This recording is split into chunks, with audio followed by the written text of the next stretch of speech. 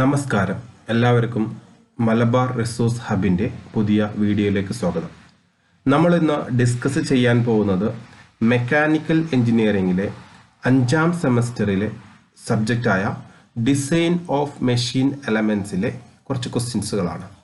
നമുക്കറിയാം, നമുക്ക് series എക്സാമുകൾ, summative assessment exam വന്നിരിക്കുകയാണ്. അപ്പോൾ അതിനുമായി ബന്ധപ്പെട്ട് ഇമ്പോർട്ടൻ്റ് ആയിട്ടുള്ള 1ാമത്തെയും 2ാമത്തെയും മൊഡ്യൂളുകളിലെ കുറച്ച് ക്വസ്റ്റ്യൻസുകളാണ് നമ്മൾ ഇന്ന് ഡിസ്കസ് ചെയ്യാൻ പോകുന്നത്. ഓക്കെ, ക്വസ്റ്റ്യനിലേക്ക് കടക്കാം. 1ാമത്തെ question, define the following terms. First one, ultimate stress, yield stress, factor of safety എന്നിങ്ങനെ 3 ടേമുകളെ കുറിച്ച് പറയാനാണ് നമ്മളോട്, അല്ലെങ്കിൽ അതിനെ ഡിഫൈൻ ചെയ്യാനാണ് പറഞ്ഞിട്ടുള്ളത്. എന്താണ് അൾട്ടിമേറ്റ് സ്ട്രെസ് എന്ന് പറയുന്നത്? അതുപോലെ തന്നെ എന്താണ് yield stress, factor of safety എന്താണ്? ഓക്കെ, അപ്പോൾ നമുക്കറിയാം, നമ്മൾ കഴിഞ്ഞ സെമ്മിൽ അല്ല 3rd സെമ്മിൽ പഠിച്ചിട്ടുള്ളതാണ് സ്ട്രെസ് സ്ട്രെയിൻ കർവ് പഠിച്ചിട്ടുള്ളതാണ്. ഒരു മെറ്റീരിയലിന്റെ സ്ട്രെസ് സ്ട്രെയിൻ കർവ്, സ്ട്രെസ് എന്ന് പറയുന്നത് y ആക്സിസിൽ എടുത്തിട്ടുണ്ട്, സ്ട്രെയിൻ എന്ന് പറയുന്നത് x ആക്സിസിൽ എടുത്തിട്ടുണ്ട്. അപ്പം നമ്മൾ ഇത് യൂണിവേഴ്സൽ ടെസ്റ്റിംഗ് മെഷീനിൽ വെച്ചിട്ട് നമ്മൾ ടെസ്റ്റ് ചെയ്യുന്ന സമയത്ത് ഗ്രാഫ് ഇതുപോലെയാണ് കിട്ടിയിട്ടുള്ളത്. നമ്മൾ അതുപോലെ ലാബും ചെയ്തിട്ടുള്ളതാണ് അല്ലേ. അപ്പം എന്താണ് ഇവിടെ പറയുമ്പോൾ OA എന്ന് പറയുന്നത്, ദാറ്റ് ഈസ് OA എന്ന് പറയുന്നത് പ്രൊപ്പോർഷണൽ ലിമിറ്റ് ആണ് അല്ലെ. എന്താണ്? പ്രൊപ്പോർഷണൽ ലിമിറ്റ് ആണ്. അത് കഴിഞ്ഞ് A to B എന്ന് പറയുന്നത് അപ്പർ ഈൽഡ് സ്ട്രെസ് ആണ് അല്ലെ. എന്താണ്? അപ്പർ ഈൽഡ് സ്ട്രെസ് ആണ്. അതുപോലെ തന്നെ അത് കഴിഞ്ഞിട്ട് C എന്ന് പറയുന്നത് ലോവർ ഈൽഡ് സ്ട്രെസ് പോയിന്റ് ആണ്. D എന്ന് പറയുന്നത് അൾട്ടിമേറ്റ് സ്ട്രെസ് പോയിന്റ് ആണ്. ആൻഡ് ഇയിൽ വെച്ച് എന്ത് ചെയ്യുന്നു? ആ ഒരു വസ്തുവിന് ഫ്രാക്ചർ സംഭവിക്കുന്നുണ്ട്. സോ ദാറ്റ് മീൻസ് നമുക്കറിയാം, ഇവിടെ പ്രൊപ്പോർഷണാലിറ്റി ലിമിറ്റ് കഴിഞ്ഞാൽ ഇവിടെ ഒരു പോയിന്റ് വരെ ഉണ്ട്. ആ പോയിന്റ് വിളിക്കുന്ന പേരാണ് എന്താ? Elastic limit. എന്താണ് ഇത്? ഇലാസ്റ്റിക് ലിമിറ്റ് എന്നുള്ള ഒരു പോയിന്റ് കൂടി എക്സ്ട്രാ ഇവിടെ ഉണ്ട് അല്ലെ. അപ്പൊ ഈ ഇലാസ്റ്റിക് ലിമിറ്റ് കഴിഞ്ഞ് നമ്മൾ വീണ്ടും ഇതിനെ നമ്മൾ സ്ട്രെസ് കൊടുക്കുന്ന സമയത്ത് ഒരു പ്രത്യേക ഒരു പോയിന്റ് കഴിഞ്ഞ് അതിനുശേഷം സ്ട്രെസ് കൂട്ടാതെ തന്നെ എന്ത് ചെയ്യുന്നുണ്ടോ? വളരെ വലിയ ഒരു സ്ട്രെയിൻ നമുക്ക് കിട്ടുന്നുണ്ട് അല്ലെ. വളരെ അത് കുറഞ്ഞ ഒരു സ്ട്രെസ് തന്നെ, ഈ B എന്ന പോയിന്റ് കഴിഞ്ഞ് ചെറിയൊരു സ്ട്രെസ് കൊടുക്കുമ്പോൾ തന്നെ നമുക്ക് ഒരു ലാർജ് സ്ട്രെയിൻ ലഭിക്കുന്നുണ്ട്. ഈ ഒരു പോയിന്റിനെയാണ് നമ്മൾ എന്ത് വിളിക്കുന്നത്? അതിന്റെ ഈൽഡ് പോയിന്റ് എന്ന് വിളിക്കുന്നത്. എന്താ വിളിക്കുന്നത്? Yield point. സോ ഈ ഈൽഡ് പോയിന്റിൽ അനുഭവപ്പെടുന്ന സ്ട്രെസ് ആണെന്ന് പറയുന്നത് ഈൽഡ് സ്ട്രെസ് എന്ന് പറയുന്നത്. അതുപോലെ തന്നെ നമുക്ക് ഒരു ഒബ്ജക്റ്റിൽ കൊടുക്കാവുന്ന മാക്സിമം സ്ട്രെസ്സിനെയാണ് അത് വിളിക്കുന്നത് അൾട്ടിമേറ്റ് സ്ട്രെസ് എന്ന് വിളിക്കുന്നത്. ഓക്കെ, അപ്പൊ അൾട്ടിമേറ്റ് സ്ട്രെങ്ത് കൊടുക്കുന്ന ഈ സമയത്ത് ഉണ്ടാവുന്ന സ്ട്രെസ്സിനെയാണ് വിളിക്കുന്നത് അൾട്ടിമേറ്റ് സ്ട്രെസ്. അതിന്റെ മുകളിൽ എന്ത് ചെയ്യാൻ പറ്റില്ല? ഒരിക്കലും ആ വസ്തുവിന് വിത്ത്സ്റ്റാൻഡ് ചെയ്യാൻ കഴിയുന്നില്ല. അപ്പൊ അങ്ങനെയുള്ള ആ മാക്സിമം സ്ട്രെസ്സിനെയാണ് എന്ത് വിളിക്കുന്നത്? നമ്മുടെ അൾട്ടിമേറ്റ് സ്ട്രെസ് എന്ന് വിളിക്കുന്നത്. ഓക്കെ, അപ്പൊ നമുക്ക് എന്താണെന്നുള്ള ഒന്ന് ജസ്റ്റ് ഡെഫിനിഷനിലേക്ക് പോവാം. അൾട്ടിമേറ്റ് സ്ട്രെസ് എന്നാൽ എന്താണെന്നാണ്. അൾട്ടിമേറ്റ് സ്ട്രെസ് എന്ന് പറഞ്ഞാൽ എന്താണ്? The stress which attain its maximum value is known as ultimate stress. Maximum value എപ്പോഴാണോ അറ്റൈൻ ചെയ്യുന്നത് ആ ടൈമിൽ ഉണ്ടാവുന്ന സ്ട്രെസ്സിനെയാണ് വിളിക്കുന്നത് അൾട്ടിമേറ്റ് സ്ട്രെസ്. നമ്മുടെ ഗ്രാഫ് നോക്കിയാൽ നമുക്ക് മനസ്സിലാകാൻ പറ്റും അല്ലെ. അൾട്ടിമേറ്റ് സ്ട്രെസ് എന്ന് പറഞ്ഞാൽ എന്താണ്? മാക്സിമം വാല്യൂ ഓഫ് സ്ട്രെസ്സിനെയാണ് അൾട്ടിമേറ്റ് സ്ട്രെസ് എന്ന് വിളിക്കുന്നത്. It is defined as the largest stress. എന്താണ്? Largest stress obtained by dividing the largest value അല്ലെ. Largest value of load reached. Load എപ്പോഴാണോ ലാർജസ്റ്റ് വാല്യൂയിൽ എത്തുന്നത് ആ ടൈമിൽ ഉണ്ടാവുന്ന ആ ഒരു force divide by original cross sectional area ചെയ്യുമ്പോൾ കിട്ടുന്നതാണ് എന്ത് വിളിക്കുന്നത്? സ്ട്രെസ് എന്ന് പറയുന്നത്. നമുക്കറിയാം സ്ട്രെസ്സിന്റെ ഇക്വേഷൻ എന്താണ്? ഫോഴ്സ് ഡിവൈഡ് ബൈ ഏരിയ എന്നുള്ളതാണ് സ്ട്രെസ്സിന്റെ ഇക്വേഷൻ. അപ്പൊ ലാർജസ്റ്റ് ഫോഴ്സ് ഡിവൈഡ് ബൈ അതിന്റെ ഒറിജിനൽ ക്രോസ് സെക്ഷണൽ ഏരിയ കൊണ്ട് ഡിവൈഡ് ചെയ്യുമ്പോൾ കിട്ടുന്ന സ്ട്രെസ്സിനെയാണ് വിളിക്കുന്നത് അതിന്റെ ലാർജസ്റ്റ് സ്ട്രെസ് എന്ന് വിളിക്കുന്നത്. ആ ലാർജസ്റ്റ് സ്ട്രെസ്സിനെയാണ് വിളിക്കുന്നത് നമ്മുടെ അൾട്ടിമേറ്റ് സ്ട്രെസ് എന്ന് വിളിക്കുന്നത്. ഓക്കെ ആണല്ലോ. അപ്പൊ ലാർജസ്റ്റ് സ്ട്രെസ് ആണ് വിളിക്കുന്നത് അൾട്ടിമേറ്റ് സ്ട്രെസ് എന്ന് വിളിക്കുന്നത്. അതെപ്പോഴാണ് കിട്ടുന്നത്? ഏറ്റവും ലാർജസ്റ്റ് ഫോഴ്സ്. നമുക്ക് ഈ ഗ്രാഫിൽ നിന്നും ഗ്രാഫ് നോക്കുമ്പോൾ നമുക്ക് മനസ്സിലാവും എന്താണ് ലാർജസ്റ്റ് ഫോഴ്സ് എന്ന് പറയുന്നത് എപ്പോഴാണ് കിട്ടുന്നത്? ഈ ഒരു പോയിന്റിലാണ്, D എന്ന പോയിന്റിലാണ് നമുക്ക് എന്ത് ചെയ്യുന്നത്? ലാർജസ്റ്റ് ഫോഴ്സ് കിട്ടുന്നത്. സോ ആ ടൈമിൽ ഉണ്ടാവുന്ന സ്ട്രെസ് ആണെന്ന് വിളിക്കുന്നത് അൾട്ടിമേറ്റ് സ്ട്രെസ് എന്ന് വിളിക്കുന്നത്. എന്താ വിളിക്കുന്നത്? അൾട്ടിമേറ്റ് സ്ട്രെസ് എന്ന് വിളിക്കുന്നത്. ക്ലിയർ ആണല്ലോ. Next, yield stress. Yield stress എന്ന് ഓൾറെഡി പറഞ്ഞല്ലോ. ഈ ഒരു സ്ട്രെസ്, ഈ ഒരു B എന്നുള്ള പോയിന്റ് കഴിഞ്ഞ് നമ്മൾ ചെറുതായിട്ടൊരു സ്ട്രെസ് കൊടുക്കുകയെന്നുണ്ടെങ്കിലും അതെന്താവുന്നുണ്ട്? ലാർജ് എമൗണ്ട് ഓഫ് സ്ട്രെയിൻ നമുക്ക് നൽകുന്നുണ്ട്. അപ്പം ഇങ്ങനെ നൽകുന്ന ഈ ഒരു പോയിന്റിനെയാണ് വിളിക്കുന്നത് ഈൽഡ് സ്ട്രെസ് എന്ന് വിളിക്കുന്നത്.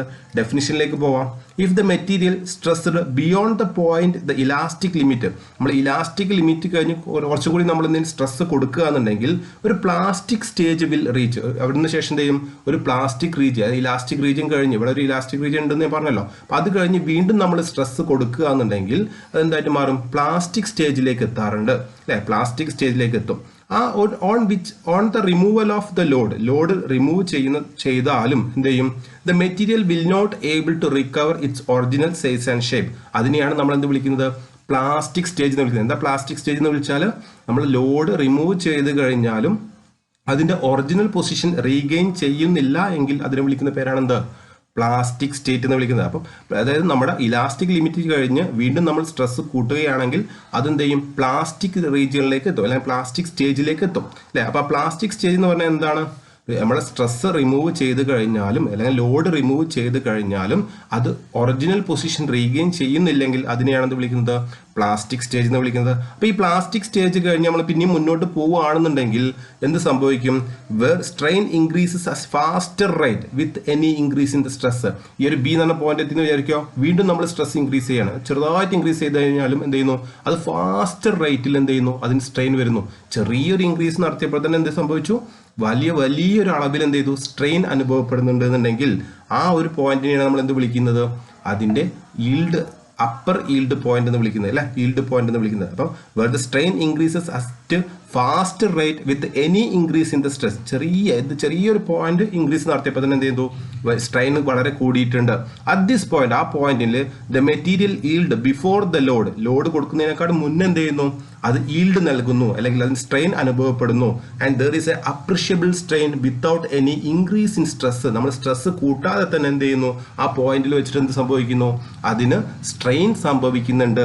സോ അങ്ങനെയുള്ള ആ ഒരു പോയിന്റിനെ വിളിക്കുന്ന പേരാണ് എന്ത്, അതിന്റെ ഈൽഡ് പോയിന്റ് എന്ന് വിളിക്കുന്നത്. സോ ഈ ഈൽഡ് പോയിന്റിന് കറസ്പോണ്ടിങ് ആയിട്ടുള്ള സ്ട്രെസ്സിനെയാണ് നമ്മൾ എന്ത് വിളിക്കുന്നത്, ഈൽഡ് സ്ട്രെസ് എന്ന് വിളിക്കുന്നത്. ക്ലിയർ ആണല്ലോ. അപ്പൊ ആ yield, the stress corresponding to the yield point, ആ ഈൽഡ് പോയിന്റിന് കറസ്പോണ്ടിങ് ആയിട്ടുള്ള സ്ട്രെസ്സിനെ വിളിക്കുന്ന പേരാണ് എന്ത്, ഈൽഡ് സ്ട്രെസ് എന്ന് വിളിക്കുന്നത്.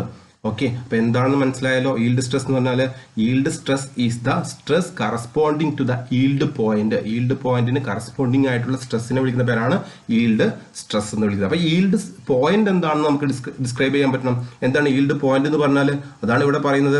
At this point the material yield before the load കൊടുക്കുന്നതിന് മുന്നേ തന്നെ എന്ത് ചെയ്യുന്നു, ആ ഒരു പോയിന്റിൽ വെച്ചിട്ട് എന്ത് ചെയ്യുന്നു, ഈൽഡ് സംഭവിക്കുന്നു. There is an appreciable strain without an increase of stress. Stress വളരെ കൂട്ടാതെ തന്നെ എന്ത് ചെയ്യുന്നു, അതിന് അപ്രിഷ്യബിൾ എമൗണ്ട് ഓഫ് സ്ട്രെയിൻ ഉണ്ടാവുകയാണെങ്കിൽ ആ പോയിന്റിനെ വിളിക്കുന്ന പേരാണ് എന്ത്, ഈൽഡ് പോയിന്റ് എന്ന് വിളിക്കുന്നത്. ആ സമയത്ത് ഉണ്ടാവുന്ന സ്ട്രെസ്സിനെ വിളിക്കുന്ന പേരാണ് എന്ത്, ഈൽഡ് സ്ട്രെസ് എന്ന് വിളിക്കുന്നത്. ക്ലിയർ ആയല്ലോ. ലാസ്റ്റ് വൺ, നമുക്ക് അതിലൊരു പോയിന്റ് കൂടി ഉണ്ട്, ഫാക്ടർ ഓഫ് സേഫ്റ്റി. എന്താണ് ഫാക്ടർ ഓഫ് സേഫ്റ്റി? നമുക്ക് ഡക്റ്റൈൽ മെറ്റീരിയലിനും ബ്രിട്ടിൽ മെറ്റീരിയലിനും ഡിഫറെന്റ് ഫാക്ടർ ഓഫ് സേഫ്റ്റി ഉണ്ട്. നമുക്ക് ടോട്ടൽ 3 മാർക്കേ ചോദിച്ചിട്ടുള്ളൂ. സോ നമുക്ക് എന്ത് ചെയ്താൽ മതി, it is defined as general എങ്ങനെയാണ്, the ratio of maximum stress to the working stress is called factor of safety. The ratio of maximum stress to working stress or design stress is called factor of safety. അപ്പോൾ factor of സേഫ്റ്റിയുടെ equation ആണ് ചോദിച്ചിട്ടുള്ളത്. Factor of safety എന്ന് പറഞ്ഞാൽ എന്താണ്, ratio of maximum stress to working stress is called factor of safety. Okay ആണല്ലോ. അപ്പോൾ ഇതാണ് ഫാക്ടർ ഓഫ് സേഫ്റ്റി ഇക്വേഷൻ. വളരെ സിമ്പിൾ ഇക്വേഷൻ ആണ്. നമുക്ക് ഡിസൈൻ ചെയ്യുന്ന സമയത്ത് ഏറ്റവും ഇമ്പോർട്ടൻ്റ് ആയിട്ട് വേണ്ട സാധനമാണ് എന്താ, ഫാക്ടർ ഓഫ് സേഫ്റ്റി എന്ന് പറയുന്നത്. ക്ലിയർ ആണല്ലോ. ഇനി നമുക്ക് ഇത് 3 മാർക്കിനാണ് ചോദിച്ചിട്ടുള്ളത്. ഇനി നമുക്ക് 7 മാർക്കിന് ഏത് ക്വസ്റ്റ്യൻസ് ആണ് വരുന്നത് എന്നുള്ളത് നോക്കാം. നമുക്കറിയാം ഡിഫറെന്റ് ടൈപ്സ് ഓഫ് കൈനമാറ്റിക് ചെയിൻസുകൾ ഉണ്ട്. അപ്പൊ ഈ കൈനമാറ്റിക് ചെയിൻസുകൾ അല്ലെ, 4 ബാർ ചെയിൻ ഉണ്ട്, അതുപോലെ തന്നെ സിംഗിൾ സ്ലൈഡർ ക്രാങ്ക് ചെയിൻ ഉണ്ട്, ഡബിൾ സ്ലൈഡർ ക്രാങ്ക് ചെയിൻ ഉണ്ട്. ഇങ്ങനെ ഒരുപാട് ക്രാങ്ക് ചെയിനുകൾ പഠിക്കാനുണ്ട്. അപ്പൊ അതിൽ ഒരു ചെയിനാണ് സിംഗിൾ സ്ലൈഡർ ക്രാങ്ക് ചെയിൻ എന്ന് വിളിക്കുന്നത്. എന്തുകൊണ്ടാണ് ഇതിനെ സിംഗിൾ സ്ലൈഡർ ക്രാങ്ക് ചെയിൻ എന്ന് വിളിക്കുന്നത്? ഒരു ഭാഗത്ത് സ്ലൈഡിങ് നടക്കുന്നു, ഒരു ഭാഗത്ത് എന്ത് ചെയ്യുന്നുണ്ട്, ക്രാങ്ക് ആയിട്ട് അനുഭവപ്പെടുന്നുണ്ട്. സോ അതുകൊണ്ടാണ് ഇതിനെ സിംഗിൾ സ്ലൈഡർ ക്രാങ്ക് ചെയിൻ എന്ന് വിളിക്കുന്നത്. അപ്പൊ ഇതെന്ന് പറഞ്ഞാൽ ഒരു 4 ബാർ മെക്കാനിസം അല്ല, ഒരു 4 ബാർ മെക്കാനിസം ആണ്. ഇവിടെ എന്തുകൊണ്ട് 4 ബാർ എന്ന് പറഞ്ഞു, 4 ലിങ്കുകളാണ് ഇതിൽ കാണപ്പെടുന്നത്. ഏതൊക്കെയാണ് ലിങ്ക്? ഇവിടെ നോക്കൂ, ഈ ഫ്രെയിം എന്ന് പറയുന്ന ലിങ്ക് 1 കണ്ട ഘടിപ്പിച്ചിരിക്കുന്നത്, അതായത് സ്റ്റേഷനറി ആയി നിൽക്കുന്ന ഭാഗത്തെയാണ് വിളിക്കുന്നത് നമ്മുടെ ഫ്രെയിം അഥവാ ലിങ്ക് 1 എന്ന് വിളിക്കുന്നത്. അതുപോലെ തന്നെ ലിങ്ക് 2 ഉണ്ട് അല്ലെ, ലിങ്ക് 2 ഉണ്ട്, ലിങ്ക് 2 കാണുന്നുണ്ടല്ലോ, ഇതിനെയാണ് ലിങ്ക് 2 എന്ന് വിളിക്കുന്നത്. അപ്പൊ ലിങ്ക് 2 എന്താ ചെയ്യുന്നത്, ഇവിടെ കിടന്ന് മുഴുവനായിട്ട് ഇങ്ങനെ കറങ്ങുന്നുണ്ട്, റൊട്ടേഷൻ ചെയ്യുന്ന ഫുൾ 360 ഡിഗ്രിയിൽ എന്ത് ചെയ്യുന്നുണ്ട്, 360 ഡിഗ്രിയിൽ അത് കറങ്ങുന്നുണ്ട്. അപ്പൊ ഇങ്ങനെ കറങ്ങുന്ന ഒരു പോയിന്റിനെ അബൌട്ടായിട്ട് കറങ്ങുകയാണെങ്കിൽ അതിനെ വിളിക്കും, 360യിൽ കറങ്ങുന്നുണ്ടെന്നുണ്ടെങ്കിൽ അതിനെ വിളിക്കുന്ന പേരാണ് എന്ത്, ക്രാങ്ക് എന്ന് വിളിക്കുന്നു അല്ലെ. നമ്മൾ ഓൾറെഡി നമ്മൾ IC എഞ്ചിൻ അറിയുന്നതാണ് അല്ലെ, IC എഞ്ചിനിൽ എന്ത് ചെയ്യുന്നുണ്ട്, ഒരു ക്രാങ്ക് 360 കിടന്ന് കറങ്ങുന്നില്ലേ, അപ്പൊ അതിനെയാണ് എന്ത് വിളിക്കുന്നത്, ക്രാങ്ക് എന്ന് വിളിക്കുന്നത് അല്ലെ. അത് ഫിക്സഡ് ഫ്രെയിം ഉണ്ട്, അതിന് അബൌട്ടായിട്ടാണ് എന്ത് ചെയ്യുന്നത്, ഇത് കറങ്ങുന്നത്. അതുകൊണ്ട് ഇതിനെ കറങ്ങുന്നത് കൊണ്ട് 360 ഡിഗ്രിയിൽ കറങ്ങുന്നത് കൊണ്ട് ഇതിനെ എന്ത് വിളിക്കുന്നു, ക്രാങ്ക് എന്ന് വിളിക്കുന്നു. ഈ ക്രാങ്കിനെയും അതുപോലെ തന്നെ നമ്മുടെ പിസ്റ്റൺ അല്ലെങ്കിൽ ഈ ക്രോസ് ഹെഡ് അല്ലെ, ഈ ക്രോസ് ഹെഡിനെയും ബന്ധിപ്പിക്കുന്ന ഭാഗത്ത് നമ്മൾ എന്ത് വിളിക്കുന്നു, കണക്റ്റിംഗ് റോഡ്. അത് ലിങ്ക് 3 ആയിട്ട് കൺസിഡർ ചെയ്ത് കഴിഞ്ഞാൽ ഈ സ്ലൈഡ് ചെയ്യുന്ന ഈ ബ്ലോക്ക് എന്ന് പറയുന്നത് എന്തായിരിക്കും, അതൊരു ലിങ്ക് 4 ആയിട്ട് നമുക്ക് എന്ത് ചെയ്യാൻ പറ്റും, അസ്യൂം ചെയ്യാൻ പറ്റും. ഈ ഫിക്സ്ഡ് ആയി നിൽക്കുന്ന എല്ലാം തന്നെ എന്താണ്, ലിങ്ക് 1 അഥവാ ഫ്രെയിമിനോട് ബന്ധപ്പെട്ടുള്ളതാണ്. 2 ക്രാങ്ക് ഉണ്ട്, ലിങ്ക് 2 എന്ന് പറയുന്നത് ക്രാങ്ക് ആണ്. കണക്റ്റിംഗ് റോഡ് അതായത് പിസ്റ്റണെയും അതല്ല ക്രോസ് ഹെഡിനെയും നമ്മളെ ക്രാങ്കിനെയും ബന്ധിപ്പിക്കുന്ന കണക്റ്റിംഗ് റോഡ് ലിങ്ക് 3 ആണ്. ലിങ്ക് 4 എന്ന് പറയുന്നത് സ്ലൈഡിംഗ് ആയിട്ടുള്ള ഈ ഒരു ക്രോസ് ഹെഡ് ഉണ്ട്. അങ്ങനെ ടോട്ടൽ 4 ലിങ്കുകളാണ്. അപ്പോൾ ഇതാ 4 ലിങ്കുകൾ ഉള്ളത് കൊണ്ട് തന്നെ നമുക്ക് എന്ത് വിളിക്കാൻ പറ്റും, ഇതിനെ 4 ബാർ ചെയിൻ എന്ന് വിളിക്കാൻ പറ്റും. അതായത് 4 ബാറുകൾ, 4 ലിങ്കുകളുള്ള ചെയിനുകളാണ്. അപ്പൊ 4 ബാർ ചെയിനിന്റെ ഒരു മോഡിഫിക്കേഷൻ ആണ് എന്ത് പറയുന്നത്, സിംഗിൾ സ്ലൈഡർ ക്രാങ്ക് മെക്കാനിസം എന്ന് പറയുന്നത്. അപ്പൊ സിംഗിൾ സ്ലൈഡർ ക്രാങ്ക് മെക്കാനിസം എന്താണ്, 4 ബാർ ചെയിനിന്റെ മോഡിഫിക്കേഷൻ ആണ്. ഇനി എങ്ങനെ ഇത് വരയ്ക്കാൻ വളരെ സിമ്പിൾ ആണ് അല്ലെ. അപ്പൊ ഇത് വരച്ചു വെക്കുക. ഏകദേശം 7 മാർക്കിന്റെ ക്വസ്റ്റ്യൻ ആണെന്നുണ്ടെങ്കിൽ നമുക്കൊരു 3 മാർക്ക് എവിടെ കിട്ടും, ഈ ഫിഗറിന് കിട്ടും. ഇനി കുറച്ച് കാര്യങ്ങൾ, വളരെ സിമ്പിൾ ആയിട്ടുള്ള കുറച്ച് കാര്യങ്ങൾ പോയിന്റ് ആക്കി എഴുതി കഴിഞ്ഞാൽ നമുക്ക് എന്ത് ചെയ്യാൻ പറ്റും, ഇതിന് 7 മാർക്ക് തന്നെ സ്കോർ ചെയ്യാൻ പറ്റും. അപ്പൊ ഞാൻ ഒരുപാട് കാര്യങ്ങൾ പറയുന്നുണ്ട്, അതിൽ മിനിമം ഒരു 3 4 എന്ത് ചെയ്യുക, ഓർത്തിരിക്കുക. വളരെ സിമ്പിൾ ആക്കിയിട്ട് ഞാൻ പറഞ്ഞു തരാം എങ്ങനെയാണ് ചെയ്യേണ്ടതെന്ന്. ഓക്കെ ആണല്ലോ. ഓക്കെ, അപ്പൊ ഇതാണല്ലോ നമ്മുടെ സിംഗിൾ സ്ലൈഡർ ക്രാങ്ക് ചെയിൻ എന്ന് പറയുന്നത്. ഇപ്പൊ ഇവിടെ first point, it is the modification of 4 bar chain. എന്തുകൊണ്ടാണ് 4 ബാർ ചെയിന്റെ മോഡിഫിക്കേഷൻ എന്ന് പറയാൻ കാരണം, ഇവിടെ നമുക്ക് 4 ലിങ്കുകൾ ഉണ്ട് അല്ലെ, 4 ബാറുകളുണ്ട്. ഈ 4 ബാറിന്റെ മോഡിഫിക്കേഷൻ വരുത്തുമ്പോഴാണ് നമുക്ക് എന്ത് കിട്ടുന്നത്, സിംഗിൾ സ്ലൈഡർ ക്രാങ്ക് ചെയിൻ കിട്ടുന്നത്. അതിൽ ബുദ്ധിമുട്ടില്ലല്ലോ. അപ്പൊ it is A modification of 4 bar chain ആണ്. 2, it consisting of 1 sliding pair and 3 turning pair. എന്താണ് സ്ലൈഡിംഗ് പെയർ എന്ന് അറിയണം. അതായത് ഒരു വസ്തുവിനെ അപേക്ഷിച്ച് മറ്റൊരു വസ്തു വെറുതെ അങ്ങോട്ടും ഇങ്ങോട്ടും മൂവ് ആണ് അല്ലെ, സ്ലൈഡ് ചെയ്യുക, ഒന്നിന്റെ മുകളിൽ തെന്നി നീങ്ങുകയാണെന്നുണ്ടെങ്കിൽ അതിന് വിളിക്കുന്ന പേരാണ് എന്ത്, സ്ലൈഡിംഗ് പെയർ. ഇവിടെ നോക്കൂ, ഈ ലിങ്ക് 4, നമ്മുടെ ഈ ക്രോസ് ഹെഡ് എന്ന് പറയുന്ന ഈ ലിങ്ക് 4ഉം അതുപോലെ തന്നെ നമ്മുടെ ഈ ഫ്രെയിം എന്ന് പറയുന്ന ലിങ്ക് 1, ഇതൊക്കെ എന്താണ്, ലിങ്ക് 1 ആണ്. ഇതൊക്കെ ഫ്രെയിം എന്ന് പറയുന്നതൊക്കെ എന്താണ്, ലിങ്ക് 1 ആണ് അല്ലെ. അപ്പൊ ഈ ലിങ്ക് 1ഉം ഈ ലിങ്ക് 4 എന്ന് പറഞ്ഞ ഈ ക്രോസ് ഹെഡ് പിസ്റ്റൺ എന്ന് പറയുന്നത്, നമ്മളെ പിസ്റ്റൺ എന്ന് പറയുന്ന ഒരു ഭാഗം, അതും തമ്മിൽ എന്താണ്, അത് റിലേറ്റീവ് മോഷൻ എന്ന് പറയുന്നത് സ്ലൈഡ് ചെയ്തിട്ടാണ് മൂവ് ചെയ്യുന്നത് അല്ലെ. അപ്പൊ അങ്ങനെ സ്ലൈഡിങ് ആണെങ്കിൽ ഇവിടെ മാത്രമല്ല, ഈ പെയർ എന്ന് പറഞ്ഞാൽ എന്താണ്, 2 ലിങ്കുകൾ കൂടിച്ചേരുമ്പോഴാണ് പെയർ ഉണ്ടാവുന്നത് അല്ലെ. ഇവിടെ ഒരു ലിങ്കും ഇവിടെ ഒരു ലിങ്കും, ആ 2 ലിങ്കുകൾ കൂടി ചേർന്നുണ്ട്. അപ്പൊ ഈ ഒരു പെയർ, 2 ലിങ്കുകൾ ഫോം ചെയ്യുമ്പോൾ ഒരു പെയർ, ഒരു റിലേറ്റീവ് മോഷൻ ഉണ്ടെങ്കിൽ അതിനെന്ത് വിളിക്കാം, നമുക്ക് ലിങ്ക് എന്ന് വിളിക്കാം, പെയർ എന്ന് വിളിക്കാം, കൈനമാറ്റിക് പെയർ എന്ന് വിളിക്കാം. ഈ 2 കൈനമാറ്റിക് പെയർ തമ്മിൽ റിലേറ്റീവ് മോഷൻ എങ്ങനെയാണ്, ഒന്നിന്റെ മുകളിൽ സ്ലൈഡ് ചെയ്യുകയല്ലേ, അതുകൊണ്ട് ഇത് രണ്ടും കൂടി എന്താണ്, ഒരു സ്ലൈഡിംഗ് പെയർ ആണ്, 1 സ്ലൈഡിംഗ് പെയർ ആണ്. ഇനി ബാക്കി 3 ടേണിംഗ് പെയർ ആണ്. നോക്കൂ, ഈ 1ഉം 2ഉം തമ്മിലുള്ള മോഷൻ എങ്ങനെയാണ്, 1ഉം 2ഉം തമ്മിൽ എങ്ങനെ റിലേറ്റീവ് മോഷൻ, 1 എന്ന് പറഞ്ഞ ഈ ഫ്രെയിം, 2 എന്ന് പറഞ്ഞ ഈ ലിങ്ക് അല്ലെ, ക്രാങ്ക് എന്ന് പറഞ്ഞ ഈ ലിങ്ക് എങ്ങനെയാണ്, ഇത് 360യിൽ കറങ്ങുകയാണ്. ദാറ്റ് മീൻസ് ഇത് ടേൺ ചെയ്യുകയാണ് അല്ലെ. ഇതിന് അബൌട്ട് ഈ ഒരു പോയിന്റിന് അബൌട്ട് ആയിട്ട് ടേൺ ചെയ്യാം അല്ലെ. രണ്ടും കൂടി ജോയിൻ ചെയ്യുന്ന ഒരു പോയിന്റിന് അബൌട്ട് ആയിട്ട് എന്ത് ചെയ്യുന്നത്, ടേൺ ചെയ്യുന്നത് കൊണ്ട് ഇതൊരു ടേണിംഗ് പെയർ ആണ്, ഒന്നാമത്തെ ടേണിംഗ് പെയർ. അത് കൂടാതെ തന്നെ ലിങ്ക് 2ഉം ലിങ്ക് 3ഉം കണക്ട് ചെയ്ത പോയിന്റ് ആണ് ഈ പോയിന്റ് എന്ന് പറയുന്നത് അല്ലെ. അത് ലിങ്ക് 2 എന്ന് പറയുന്ന ഈ ക്രാങ്കും കണക്റ്റിംഗ് റോഡ് എന്ന് പറയുന്ന ലിങ്ക് 3ഉം തമ്മിൽ കണക്ട് ചെയ്യുന്ന പോയിന്റ് ആണ് ഈ പോയിന്റ്. അപ്പൊ ഈ പോയിന്റിന് അബൌട്ട് ആയിട്ട് ഇവിടെ എന്താ സംഭവിക്കുന്നത്, ഇത് ഇങ്ങനെ കറങ്ങുകയാണ് ചെയ്യുന്നത് അല്ലെ. റൊട്ടേഷൻ, ചെറിയൊരു റൊട്ടേഷൻ വരുന്നുണ്ട് അല്ലെ. റൊട്ടേഷൻ പൂർണ്ണ 360 റൊട്ടേഷൻ അല്ലെങ്കിലും ചെറിയൊരു റൊട്ടേഷൻ വരുന്നുണ്ട്, ടേൺ ചെയ്യുന്നുണ്ട് അല്ലെ. ഈ ഒരു പോയിന്റിന് അബൌട്ട് ആയിട്ട് എന്ത് ചെയ്യുന്നുണ്ട്, ഈ ലിങ്ക് 3 എന്ത് ചെയ്യുന്നുണ്ട്, ടേൺ ചെയ്യുന്നുണ്ട്. അതുകൊണ്ട് ഇതും എന്താണ്, ഇതിന് നമുക്ക് എന്ത് വിളിക്കാൻ പറ്റും, ടേണിംഗ് പെയർ എന്ന് വിളിക്കാൻ പറ്റും. ടേണിംഗ് പെയർ അല്ല, ഈ 2 ലിങ്കുകൾ തമ്മിൽ ടേണിംഗ് പെയർ ആണ്. അതുകൂടാതെ നമുക്കറിയാം ഇവിടെ ഒരു പിന്നുണ്ട് അല്ലെ, നമുക്ക് അല്ലെ, എന്തുണ്ട്, അതിന്റെ പിന്നുണ്ട്, പിസ്റ്റന്റെ ഒരു പിന്നുണ്ട്. ആ പിന്ന് എന്ത് ചെയ്യുന്നുണ്ട്, പിന്നിന് അബൌട്ട് ആയിട്ട്, ഇവിടെ ഒരു പിന്നിന് അബൌട്ട് ആയിട്ട് ഈ ലിങ്ക് 4 അഥവാ ക്രോസ് ഹെഡും നമ്മുടെ ലിങ്ക് 3 ആയിട്ടുള്ള കണക്റ്റിംഗ് റോഡും തമ്മിൽ എന്ത് ചെയ്യുന്നുണ്ട്, ചെറിയ ഒരു ഇങ്ങനെയുള്ള ഒരു മൂവ്മെന്റ് വരുന്നുണ്ട് അല്ലെ. ഇങ്ങനെ ഒരു മൂവ്മെന്റ്, ഒരു ടേണിംഗ് മൂവ്മെന്റ് ഇവിടെയും വരുന്നുണ്ട്. സോ ഇതും എന്ത് തന്നെയാണ്, ടേണിംഗ് പെയറാണ്. അപ്പോൾ എത്ര ടേണിംഗ് പെയറായി? ഇവിടെ 1, 2, ഇവിടെ 3. അപ്പോൾ 3 ടേണിംഗ് പെയറുകളും ഒരു സ്ലൈഡിങ് അല്ലെ അങ്ങോട്ടും ഇങ്ങോട്ടുള്ള ഇങ്ങനെയുള്ള മോഷൻ, ഒരു സ്ലൈഡിങ് പെയറും കൂടി ചേർന്നതാണെന്ന് പറയുന്നത് ഈ സിംഗിൾ സ്ലൈഡർ ക്രാങ്ക് ചെയിൻ എന്ന് പറഞ്ഞുകൂടെ? സിമ്പിൾ അല്ലേ? നെക്സ്റ്റ് അടുത്തത്, അപ്പൊ നമുക്ക് അതാണ് പറയുന്നത് link 1 and 2 form turning pair അല്ലെ. ലിങ്ക് 1ഉം ലിങ്ക് 2ഉം തമ്മിൽ ടേണിംഗ് പെയർ ആണ്. ലിങ്ക് 2ഉം ലിങ്ക് 3ഉം തമ്മിൽ എന്താ? വീണ്ടും ടേണിംഗ് പെയർ. ലിങ്ക് 3ഉം ലിങ്ക് 4ഉം തമ്മിൽ എന്താ? വീണ്ടും ടേണിംഗ് പെയർ. ഇനി ലിങ്ക് 4 നമ്മുടെ ഈ ബ്ലോക്കും നമ്മുടെ ഫിക്സഡ് ആയിട്ടുള്ള ഫ്രെയിമും തമ്മിൽ എന്താണ്? ലിങ്ക് 1ഉം തമ്മിൽ എന്താണ്? Sliding pair. അപ്പൊ എത്രയാണ്? 3 ടേണിംഗ് പെയറും ഒരു സ്ലൈഡിംഗ് പെയറുമാണ് നമുക്കുള്ളത്. ഇപ്പൊ തന്നെ എത്ര പോയിന്റ് ആയി നോക്കൂ? 3 പോയിന്റ് ആയിട്ടുണ്ട് അല്ലെ. ഇപ്പൊ തന്നെ ഇത്ര തന്നെ 7 മാർക്കായി. ആ ഫിഗറും ഇത്രയും എഴുതിയാൽ തന്നെ 7 മാർക്കായി. ഇനി 2-3 കാര്യങ്ങൾ നമുക്ക് എക്സ്ട്രാ പറയാം. It is found in reciprocating steam engine. Reciprocating steam എഞ്ചിനിലാണ് ഇത് കാണപ്പെടുന്നത്. പിന്നെ ഇതെന്താണ് ചെയ്യുന്നത്? ഒരു സിമ്പിൾ ആയിട്ടുള്ള സാധനം.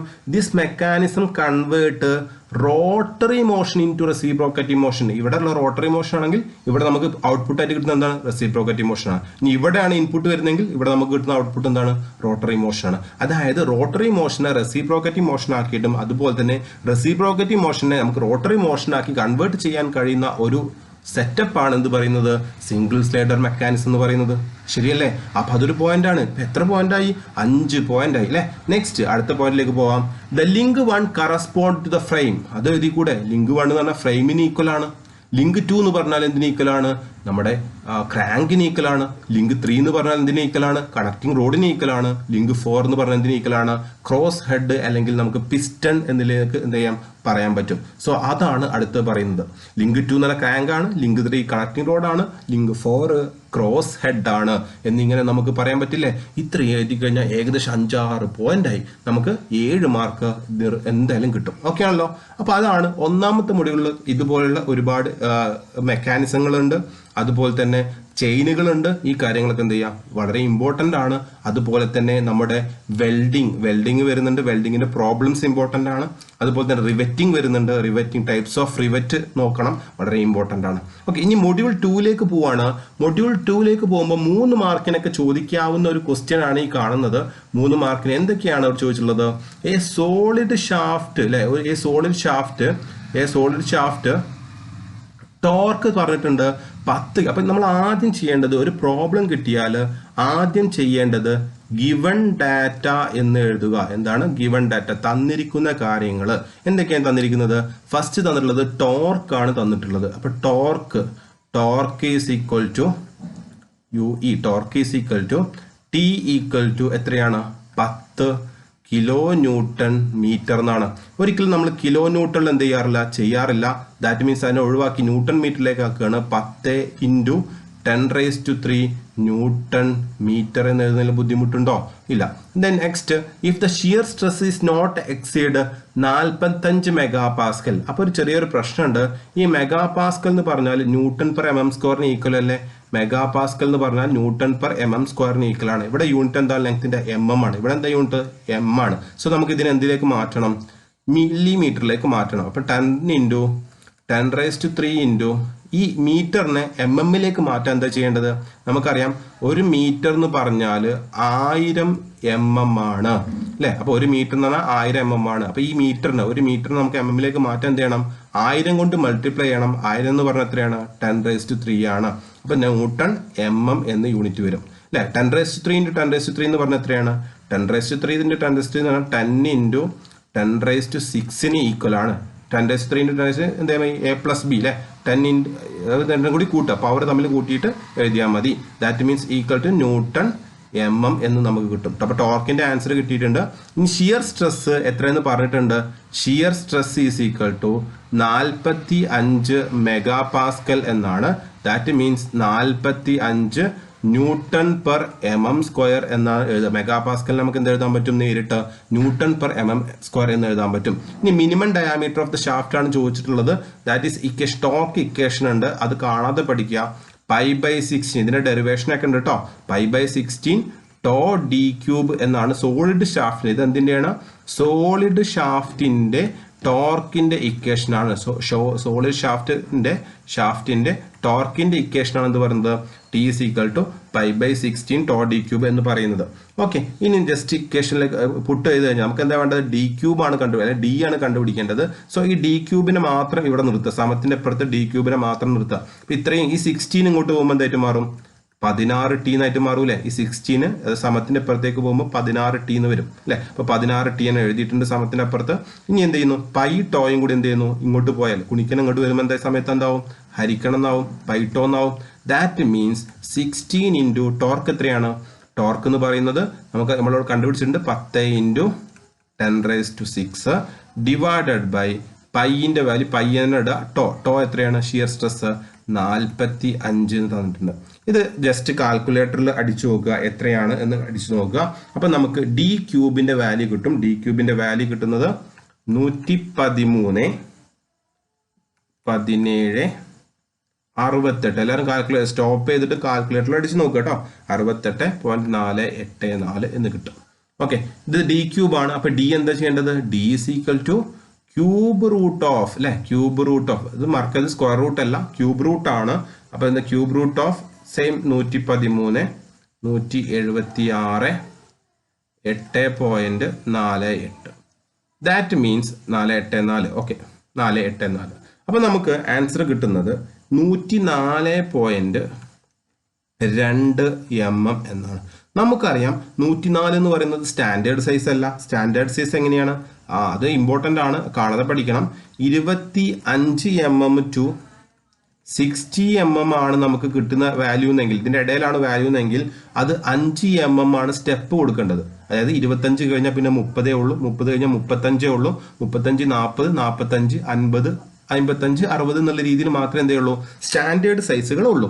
ക്ലിയർ ആണല്ലോ? അപ്പൊ അതുപോലെ തന്നെ 60 to 110 ഇടയിലാണെന്നുണ്ടെങ്കിൽ അതിന്റെ സ്റ്റാൻഡേർഡ് സൈസ് എന്ന് പറയുന്നത് 60 കഴിഞ്ഞാൽ പിന്നെ 10 mm ആണ് സ്റ്റെപ്പ് കൊടുക്കേണ്ടത്. 10 mm ആണ് സ്റ്റെപ്പ് കൊടുക്കേണ്ടത്. ഓക്കെ, അപ്പൊ 60 കഴിഞ്ഞാൽ 70 80 80 90 100 110 എന്നുള്ള സ്റ്റാൻഡേർഡ് സൈസുകളേ ഉള്ളൂ. 110ന്റെയും 140ന്റെയും ഇടയിലാണെങ്കിൽ 15 mm ആണ് സ്റ്റെപ്പിംഗ് കൊടുക്കേണ്ടത്. 110 കഴിഞ്ഞാൽ 125 125 കഴിഞ്ഞാൽ 140, ഇത് രണ്ടേ സ്റ്റാൻഡേർഡ് ഉള്ളൂ. ഓക്കെ, അങ്ങനെ 140 വരെ. 140 to 500 വരുന്നത് 140 to 500 എന്ന് പറയുന്നത് 20 mm സ്റ്റെപ്പാണ് വരുന്നത്. ഓക്കെ, ഈ രീതിയിലാണ് അത് വരുന്നത്. ഡിസൈൻ ഡാറ്റ ബുക്കിൽ നിന്ന് കിട്ടുന്ന സാധനമാണ്. ജസ്റ്റ് ഒന്ന് ഓർത്തിരിക്കുക. ഓക്കെ ആണല്ലോ? അപ്പൊ നമുക്ക് 104 കഴിഞ്ഞാൽ നമുക്ക് എത്രയേ പിന്നെ പറ്റുള്ളൂ? 104 എവിടെ വരുന്നത്? 60ന്റെ 110ന്റെ ഇടയിലാണ്. അപ്പൊ എത്ര സ്റ്റെപ്പ് വരുന്നത്? 10 mm ആണ്. അപ്പം 100 കഴിഞ്ഞാൽ പിന്നെ ഏതാ വരുള്ളൂ? 110 mm വരുള്ളൂ. അപ്പൊ നമുക്ക് ഉപയോഗിക്കേണ്ട ഡയാമീറ്റർ എന്ന് പറഞ്ഞാൽ ഏതാണ്? 110 mm ഡയാമീറ്റർ ആണ്. ഓക്കെ, ഇതുപോലെ മറ്റൊരു ക്വസ്റ്റ്യനും കൂടി നമുക്ക് ചെയ്യാം. ഒരു ഹോളോ ഷാഫ്റ്റ്. അപ്പൊ ഇതിന്റെ ആൻസർ വന്ന രീതിയൊക്കെ ഇവിടെ കൊടുത്തിട്ടുണ്ട്. ഓക്കെ, നമുക്ക് കിട്ടിയത് 110 ആണ്.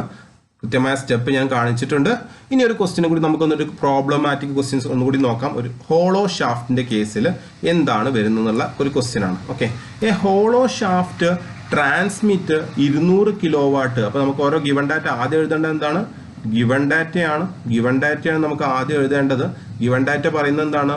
അതിന്റെ ഹോളോ ഷാഫ്റ്റ് ട്രാൻസ്മിറ്റ് പവർ ആണല്ലേ? കിലോ വാട്ട് എന്ന് പറഞ്ഞ എന്താണ്? വാട്ട് എന്ന് പറഞ്ഞ എന്തിന്റെ യൂണിറ്റ് ആണ്? പവറിന്റെ യൂണിറ്റ് ആണ്. സോ പവർ ആണ് തന്നിട്ടുള്ളത്. Power is equal to 200 kilo watt ആണ്. നമ്മൾ കിലോ വാട്ട് പറ്റുമോ? ഇല്ല. അപ്പൊ 200 ഇൻറ്റു 10⁻³ വാട്ട് എന്ന് എഴുതി. ബുദ്ധിമുട്ടുണ്ടോ? ഇല്ലല്ലോ. ഇനി n സ്പീഡ് തന്നിട്ടുണ്ട്, RPM. n is equal to speed n is equal to എത്രയാണ്? 80 RPM എന്ന് തന്നിട്ടുണ്ട്. പിന്നെ ഫൈൻഡ് ദ ടോർക്ക് ട്രാൻസ്മിറ്റഡ്. അതുപോലെ തന്നെ allowable shear stress not exceed. Shear stress തന്നിട്ടുണ്ട് 60 MPa എന്നാണ്. മെഗാപാസ്കൽ എന്ന് പറഞ്ഞാൽ 60 Nm/mm² എന്നാണ്. പിന്നെ എന്ത് പറഞ്ഞിട്ടുണ്ട്? ഇന്റേണൽ ഡയാമീറ്റർ ഈസ് 0.6 DI എന്ന് പറഞ്ഞാൽ ഇന്റേണൽ ഡയാമീറ്റർ എന്ന് പറയുന്നത് എത്രയാണ്? 0.6 ടൈംസ് ഓഫ് ഔട്ടർ ഡയാമീറ്റർ എന്ന് പറഞ്ഞിട്ടുണ്ട്. ഇത്രയും കാര്യങ്ങൾ തന്നിട്ടുണ്ട്. എന്നിട്ട് ഡയാമീറ്റർ കണ്ടുപിടിക്കാനാണ്. Find the diameter of the shaft. ഷാഫ്റ്റിന്റെ ഡയാമീറ്ററുകൾ കണ്ടുപിടിക്കുക എന്നുള്ളതാണ്. ഓക്കെ, നമുക്കറിയാം ഇക്വേഷൻ എന്താണ്? ടോർക്കിന്റെ. ഹോളോ ഷാഫ്റ്റ് ആണെന്ന് മനസ്സിലായല്ലോ. എന്തുകൊണ്ട്? ഇതിന് ഇന്റർണൽ ഡയാമീറ്ററും ഔട്ടർ ഡയാമീറ്ററും തന്നിട്ടുണ്ടെങ്കിൽ അതെന്തായിരിക്കണം? ഹോളോ ഷാഫ്റ്റ് ആയിരിക്കണം അല്ലെ? ഹോളോ ഷാഫ്റ്റില് K ഡയാമീറ്റർ റേഷ്യോ എന്ന് പറഞ്ഞ K ആണ്. അതെന്താണ്? DI/DO ആണ് എന്ത് വിളിക്കുന്നത്? ഡയാമീറ്റർ റേഷ്യോ എന്ന് വിളിക്കുന്നത്. അപ്പൊ ഇവിടുന്ന് നമുക്ക് എന്ത് കിട്ടും? DI/DO എന്ന് പറഞ്ഞ എത്ര കിട്ടും? 0.6 6 ആണ് എന്ത് കിട്ടുന്നത് അല്ല ഈ ഡി കൊണ്ട് കൊണ്ടുപോയി എന്താവും ഈ ഡി ഒ അങ്ങോട്ട് പോയാൽ എന്താവും DI/DO ആവൂലേ DI/DO എത്ര കിട്ടും നമുക്ക് 0.6 എന്ന് കിട്ടും. ഇപ്പൊ ഇത്രയും കാര്യങ്ങൾ നമുക്ക് ഇവിടെ നിന്ന് കിട്ടിയിട്ടുണ്ട്. ഇനി ജസ്റ്റ് നമുക്ക് എന്ത് ചെയ്യാം കണ്ടുപിടിക്കാം. ഓക്കെ കണ്ടുപിടിക്കാം. ഓക്കെ എന്തൊക്കെയാണെന്നുള്ളത് നമുക്ക് കണ്ടുപിടിക്കാം. ഓക്കെ ഇപ്പൊ ഇക്വേഷൻ എഴുതാം. ടോർക്കിന്റെ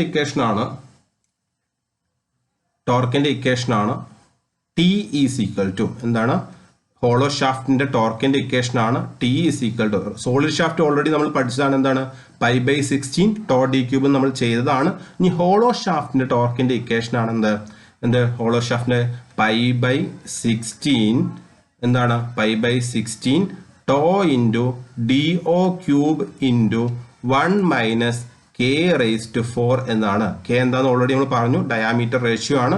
ഷിയർ സ്ട്രെസ് അറിയാം. DO ക്യൂബ് അറിയാം. അങ്ങനെയാണെങ്കിൽ നമുക്കറിയാം DO cube is equal to എന്ത് വരും ഇവിടുന്ന് ഇങ്ങോട്ട് എന്ത് പോകും 16 ഇങ്ങോട്ട് പോയ എന്തായിട്ട് വരും 16TH അല്ലെ ഹോളോ ഷാഫ്റ്റിന്റെ ടോർക്ക് ഡിവൈഡഡ് ബൈ എന്ത് കിട്ടും പിന്നെ ഇത്രയും കാര്യങ്ങൾ പൈ അടിയിലേക്ക് പോവും അതുപോലെ തന്നെ ടോ അടിയിലേക്ക് പോവും അതുപോലെ തന്നെ 1 - K⁻⁴ ഇങ്ങോട്ട് താഴത്തോട്ട് പോകും. അപ്പോഴൊരു പ്രശ്നം നമുക്ക് ഇവിടെ TH ഉണ്ടോ ടോർക്ക് തന്നിട്ടുണ്ടോ ഇല്ല. ഇവിടെ ടോർക്ക് എന്ന് പറഞ്ഞ സാധനം നമുക്ക് തന്നിട്ടില്ല.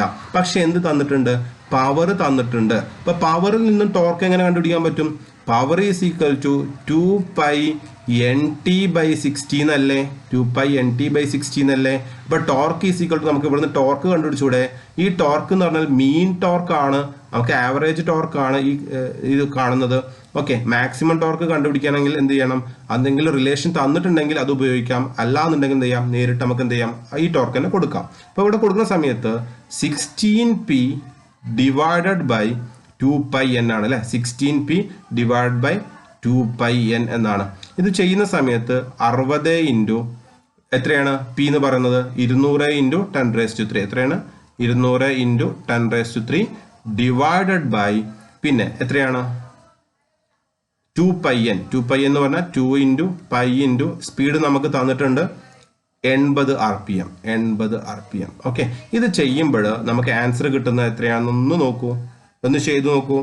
ഇപ്പൊ ആൻസർ എത്ര കിട്ടുന്നത് 23 താഴെ എഴുതുന്നുണ്ട് 23,873.2 ന്യൂട്ടൺ മീറ്റർ ആണ്.